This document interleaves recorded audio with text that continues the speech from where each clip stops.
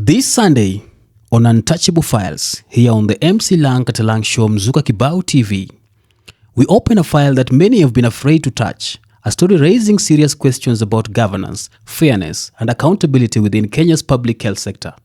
Tonight, we feature the frustrations and concerns surrounding Dr. Leonard King'wara, a senior professional associated with the Ministry of Health, and the circumstances under which his role and professional standing have come under threat. Dr. King'wara is not a newcomer. He is a seasoned professional with over 16 years of service, dedication, and delivery within the Ministry of Health. His experience spans policy, regulation, and technical leadership in medical laboratory services, a critical pillar of our healthcare system. Yet today, his career trajectory has been abruptly interrupted, raising troubling questions. At the center of this unfolding issue is the Principal Secretary for Public Health, Mary Muthoni. Documents and correspondence seen by stakeholders indicate that the PS recently wrote to the National Public Health Institute, KNPHI, stating that Dr. Leonard King'wara should not engage in laboratory practice despite his qualifications, experience, and long-standing service.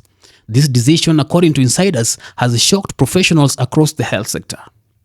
What makes this decision even more puzzling is that it appears to contradict existing labor laws, professional regulations, and established human resource practices within government service. Critics argue that due process may not have been followed and that selective application of rules could be at play. Even more concerning are allegations now emerging from within the sector, allegations of double standards, nepotism, and tribal bias. While these claims have not been independently adjudicated, they are being raised loudly and persistently by professionals who feel sidelined and silenced. Sources question why a PhD holder with over a decade and a half of experience would be pushed aside, while there are suggestions that efforts are underway to replace him with someone holding significantly lower qualifications. If true, this raises serious concerns about standards, meritocracy, and the future of professional regulations in Kenya's health system. The ripple effect of this decision are already being felt. We understand that donor funding has reportedly shifted following the removal of Dr. King'wara from his duties.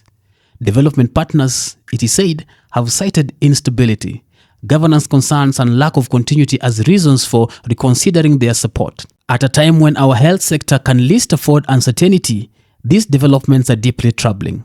Even more alarming is the financial impact estimates, which suggest that the Ministry of Health may have already lost over 600 million shillings by leaving the lab reagents to expire and not over service to patients as a result of disruptions linked to this ongoing situation.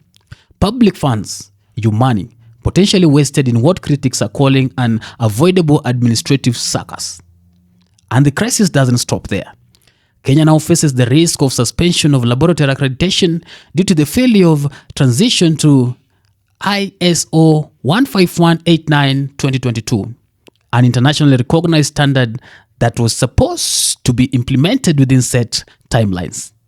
This transition was imminent, and delays now threaten the credibility of our diagnostic services both locally and internationally. To make matters worse, the KMLTTB board has not been fully constituted, yet its office holders try to place the PS office without even legal standings to the letters they write. This means there is currently no properly empowered body to guide critical decisions, ensure regulatory compliance, or safeguard professional standards even for laboratory technologists and technicians. And yet, no one is talking about this. The silence is loud. Why has this issue not been addressed publicly? Why are professionals raising alarms behind closed doors instead of through transparent processes? And most importantly, who is safeguarding the integrity of Kenya's public health system? This is not just one individual. This is about institutions, systems, and the dangerous precedent being set when experienced professionals are sidelined without clarity, transparency, or accountability. On Untouchable Files, we believe that some stories must be told even when they make those in power uncomfortable. This Sunday, we ask the hard questions, we open the file, and we demand the answers.